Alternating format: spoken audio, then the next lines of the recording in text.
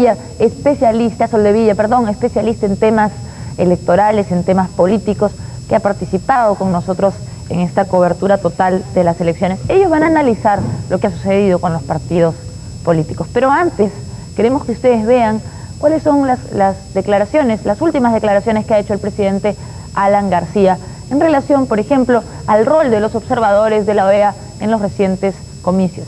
Él ha dicho que solo llegaron para ver un montaje final de las elecciones, a las que ha calificado como un plebiscito fascista. Pero veamos las declaraciones. ¿Cómo le pareció el papel del secretario de la OEA en el Perú? Mire, a César Gaviria le tengo cariño muy grande y además gratitud.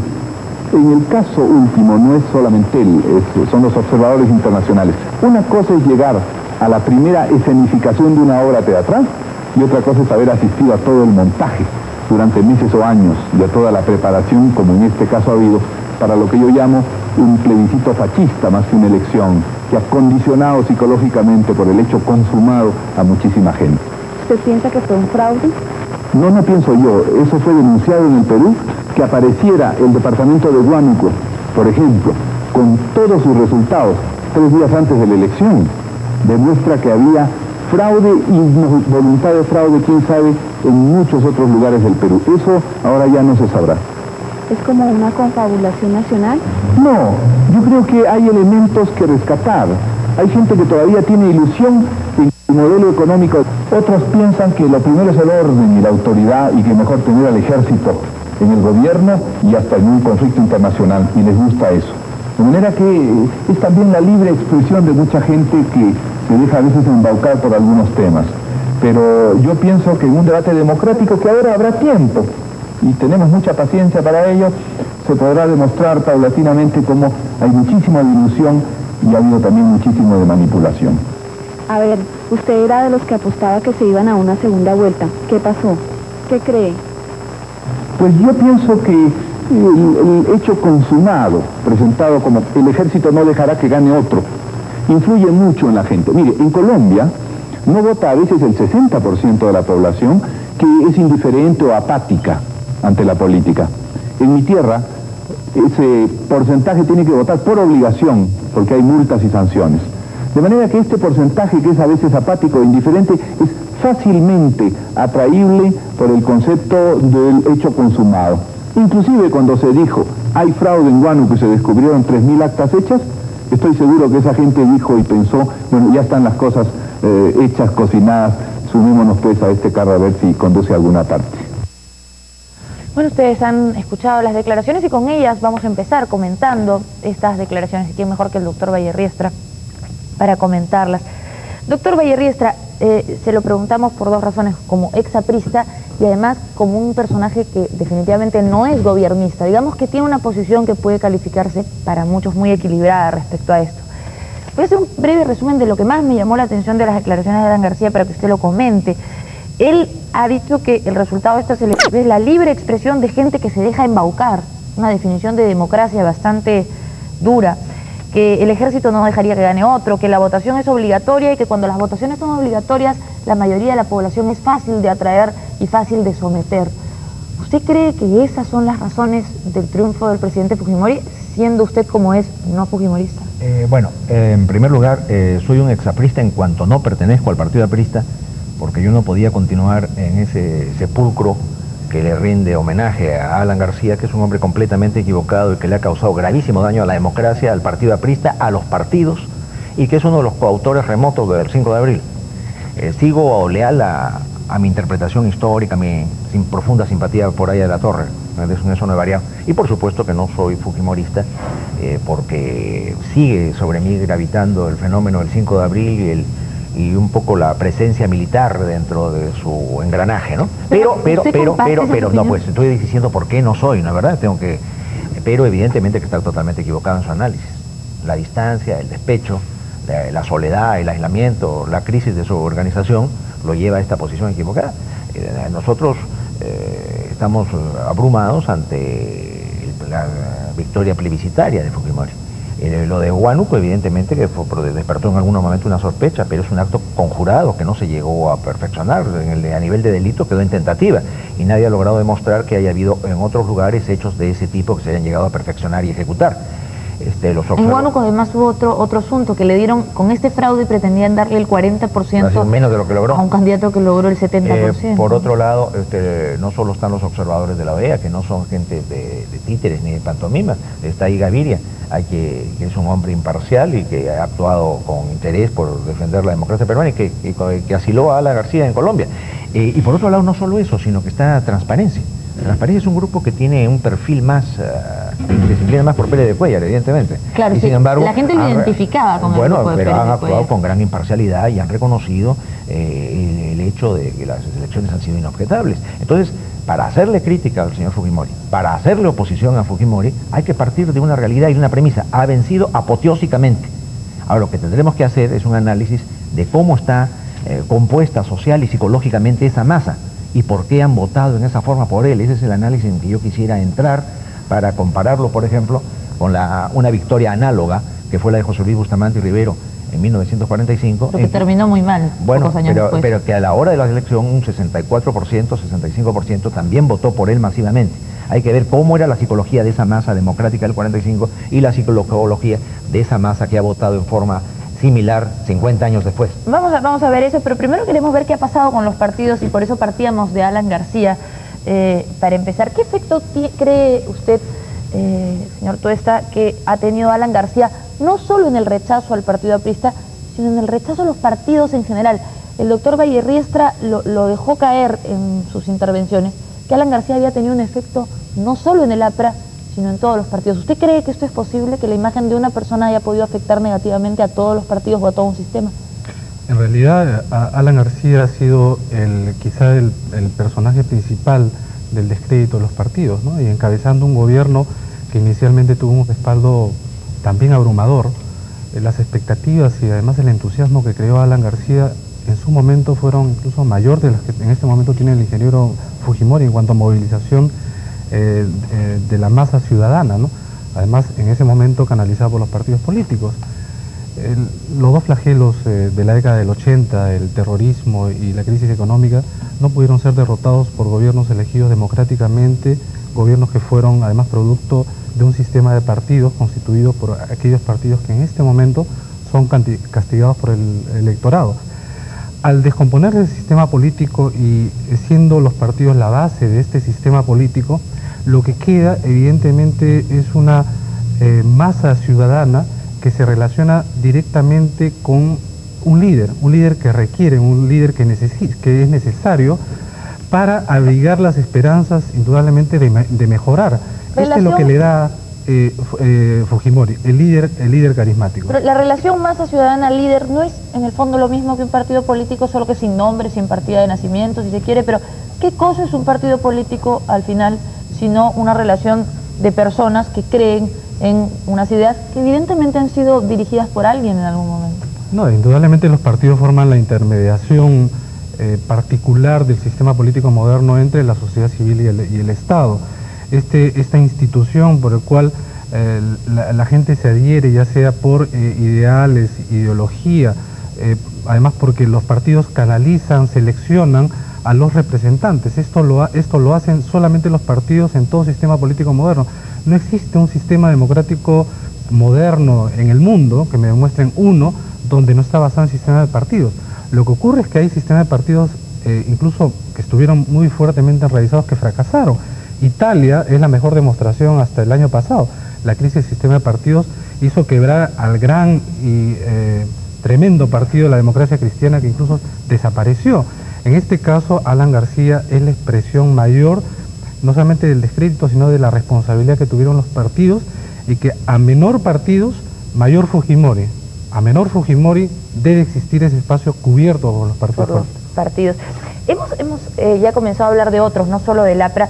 Y, doctor Vallerriestra, hay una pregunta que le da vueltas a la gente, no están muy seguros todavía, respecto a qué pasa con los resultados obtenidos por todos estos partidos.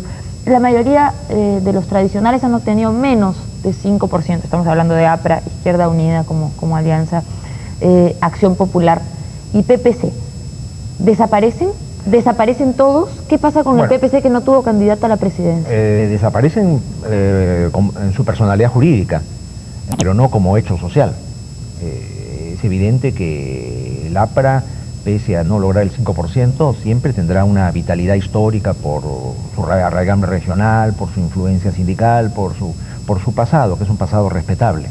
Entonces, el tema está en cómo se van a reconstruir. En la medida que sigan atados e hipotecados a la figura de Alan García, el partido no volverá a levantar vuelo y será simplemente una etiqueta en una botella vacía. Pero para volver a existir Aparentemente tienen que presentar ¿qué tienen que hacer? 100.000 firmas y señalar que tienen locales en toda la República, cosa que al APRA le es fácil. Aquí hay una paradoja, evidentemente el APRA ha obtenido 350.000, 400.000 votos en esta elección, pero por una de esas contradicciones de la ley va a tener que presentar 100.000 firmas. Esa tarea la podrá realizar y volver a inscribirse. El tema no está en la matrícula electoral, el tema está en la conducta, en que vuelvan o intenten ser el partido glorioso y gallardo de hace 25 años. Eso les va a ser imposible, porque para eso en nuestros pueblos sobre todo se necesita un líder con prestigio moral, con prestigio carismático, un hombre que salga de las catacumbas y no solo de las urnas, un hombre que venga de la lucha. Esas características no las tiene Alan García. ¿No las tiene ningún aprista en tu opinión? No las tiene nadie. Es un partido, es una organización totalmente mediocre, en la que no hay ninguna gran figura, no hay ningún gran orador, no hay ningún gran intelectual, no es un grupo de élite.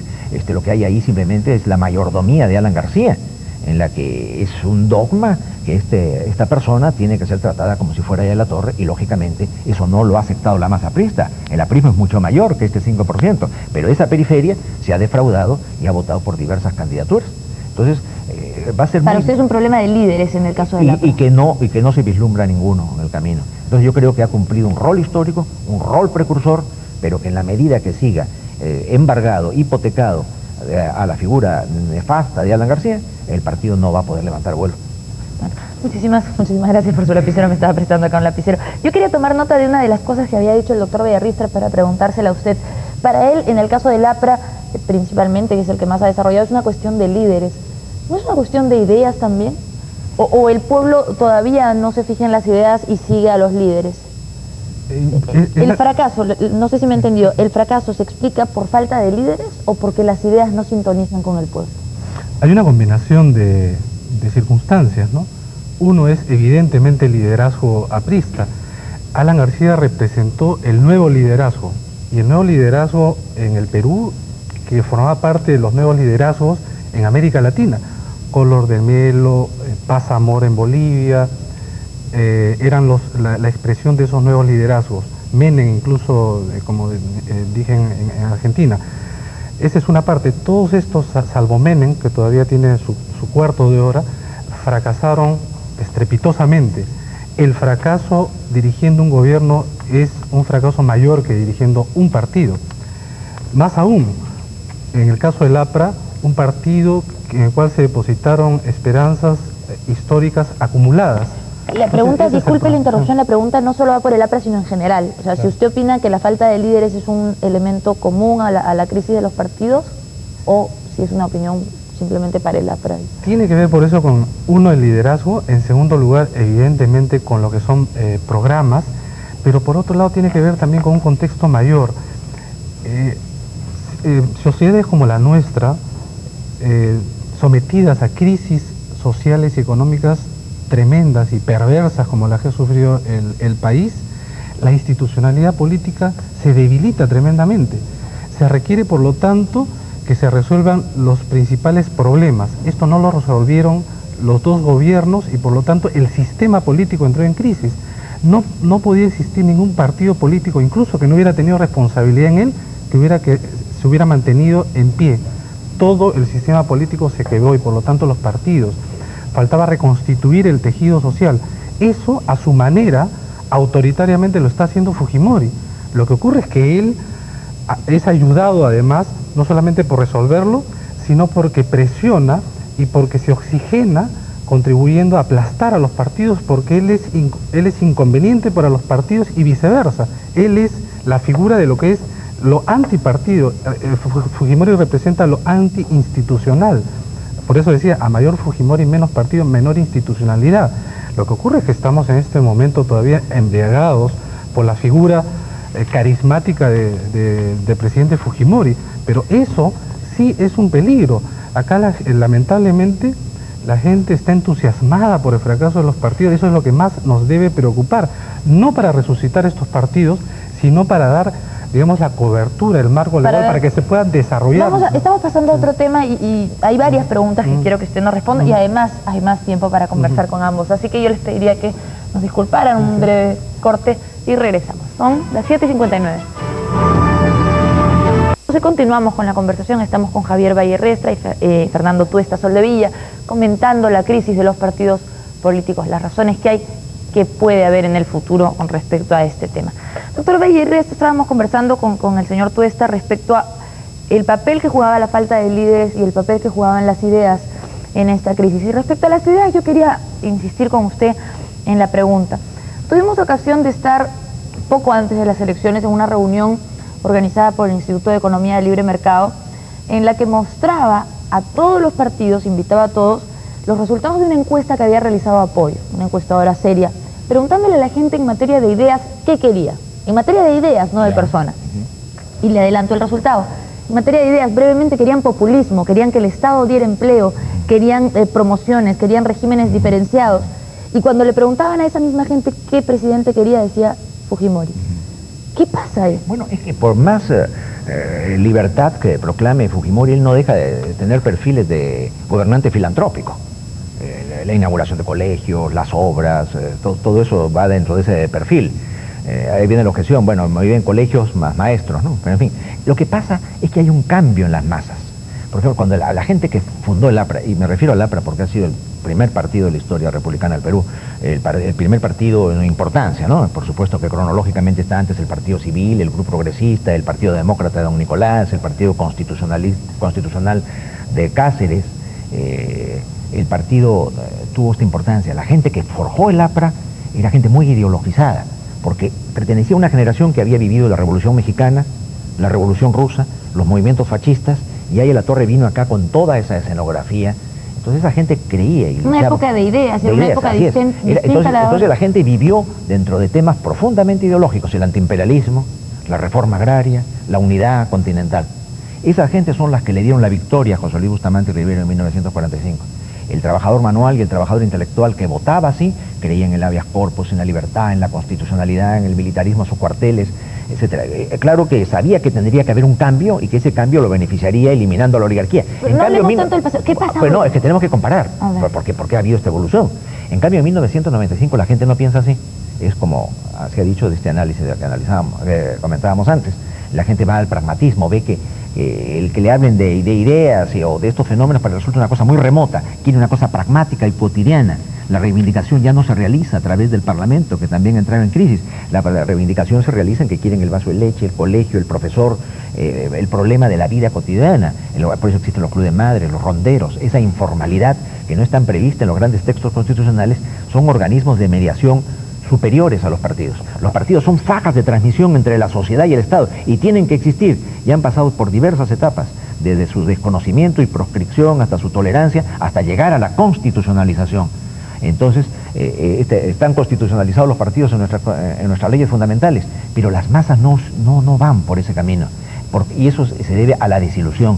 Los grandes partidos del Perú, Acción Popular, el APRA, la izquierda, han desilusionado a esas masas, entonces han ido al hombre pragmático, al hombre que creen que está trabajando por ellos.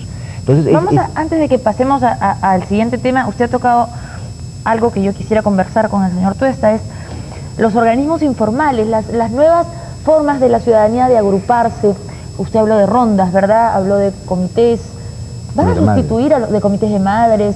¿Van a sustituir algún día a los partidos? ¿No será quizá que el partido como concepto ha muerto y la gente se va a terminar organizando, porque siempre se organizan, pero en otras instituciones?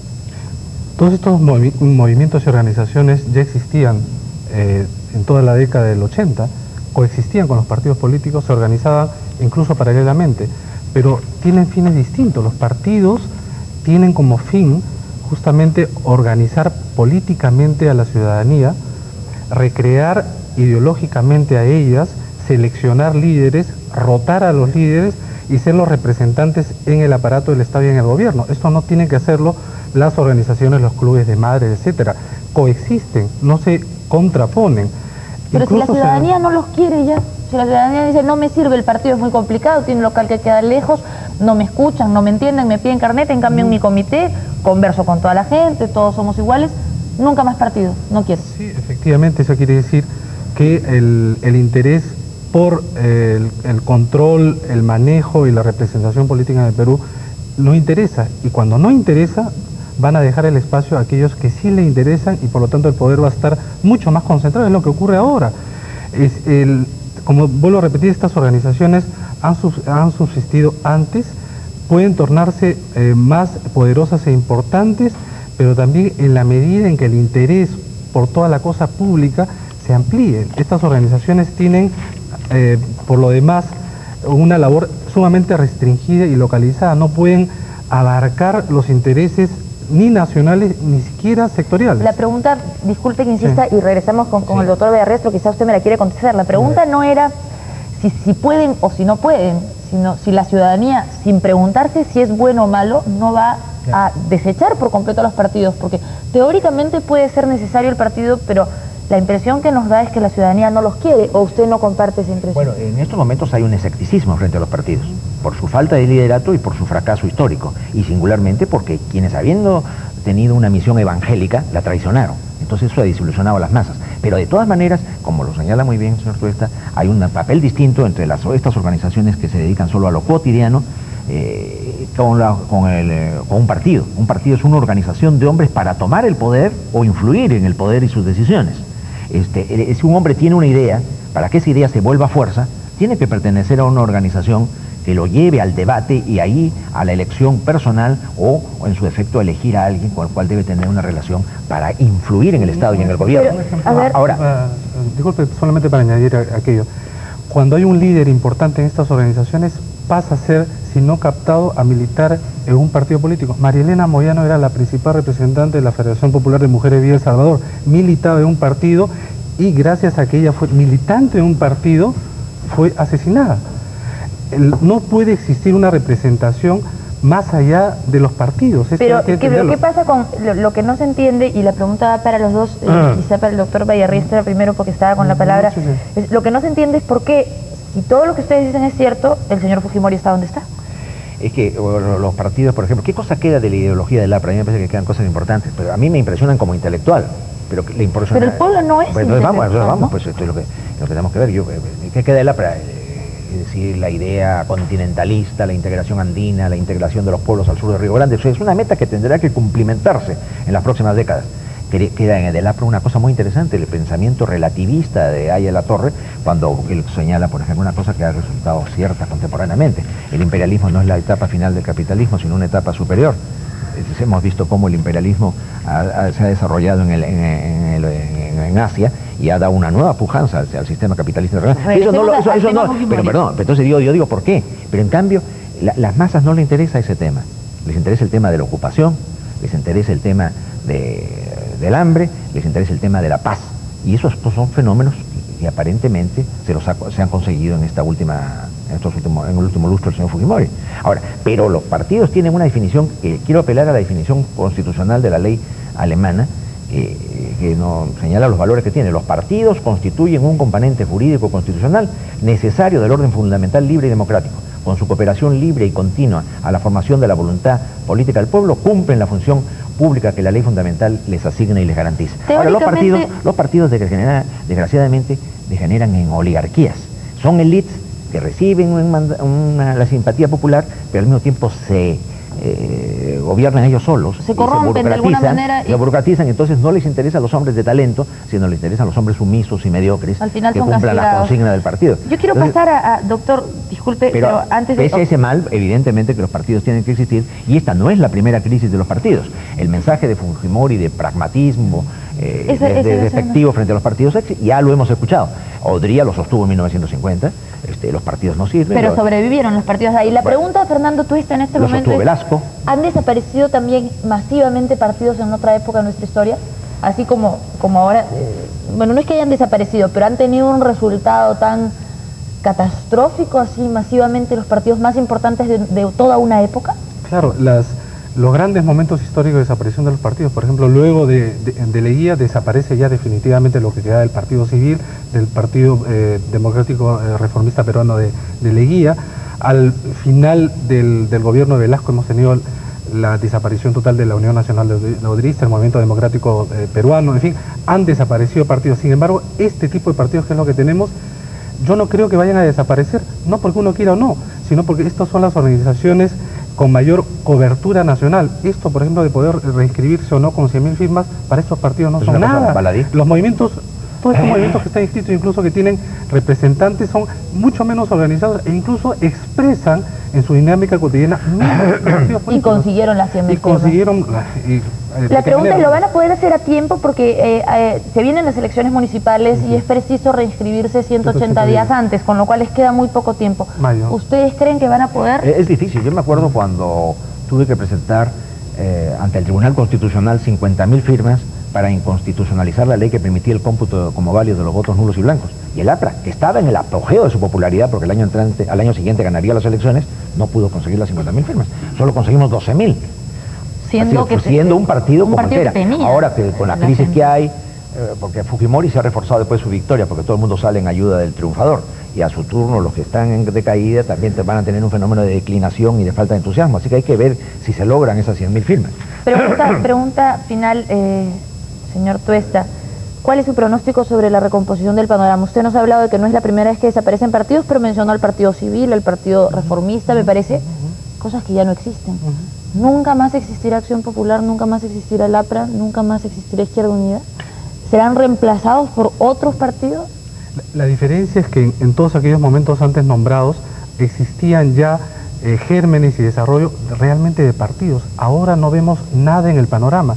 Si hubiera perdido Cambio 90, nueva mayoría, no hubiera existido más como partidos. Son partidos que viven, sobreviven gracias a que están un poco alrededor del gobierno. Muchos partidos como ellos o movimientos sí desaparecieron. Todos estos partidos antes nombrados vivían bajo el amparo del gobierno y del Estado. ¿Cuál es su pronóstico? ¿Qué va a pasar? Yo creo que efectivamente, en realidad los partidos desaparecen si ya no tienen el apoyo ciudadano ni la adhesión. Aún estos partidos lo tienen, desaparecen jurídicamente. Probablemente unos van a tener más dificultades de recoger firmas, pero no van a desaparecer como entes. En todas estas organizaciones antes nombradas existen los partidos, son los únicos que hay. Para terminar, ¿cuál es su pronóstico? Usted ha estado pronosticando al término del oncenio, perecieron los viejos partidos y surgió el gran partido listo del Perú, que es el APRA, ¿no? Así que, y vuelvo a repetir, Odría dijo los partidos no existen, Velasco también los liquidó, así que eso es un libreto que no es distinto. ¿Surgirá otro gran partido del Perú? Tendrá que surgir en la medida que se produzca la desilusión. Ahora estamos en el idilio pueblo Fujimori, en la medida que se vea que las cosas no son realizables, tendrá que surgir un movimiento que interprete esos sentimientos desde el punto constitucional, democrático, etcétera. Pero ¿dónde está el líder?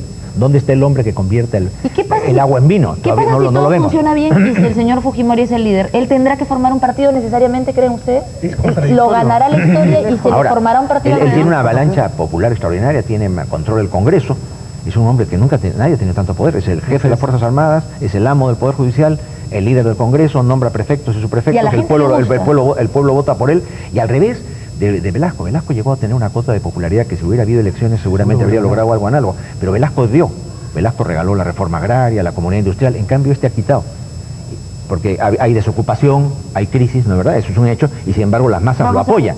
Entonces, ¿por qué lo apoyan? Por la ilusión, por el optimismo de que las cosas cambien. Yo no deseo su fracaso, yo deseo su éxito, deseo que triunfe, aunque sea un adversario con el cual no estoy de acuerdo con sus ideas, deseo por el bien del Perú que su programa se pueda realizar. Tengo mis dudas, pero ahí vendrá la hora en que los partidos puedan realizar nuevamente su tarea, si es que aparece, reitero, en las bodas de Canaán, el hombre que convierte el agua en vino, sí. Pero parece que no hay. Muchísimas gracias por su presencia a ambos aquí en el programa. Creo que ha sido una conversación bastante interesante.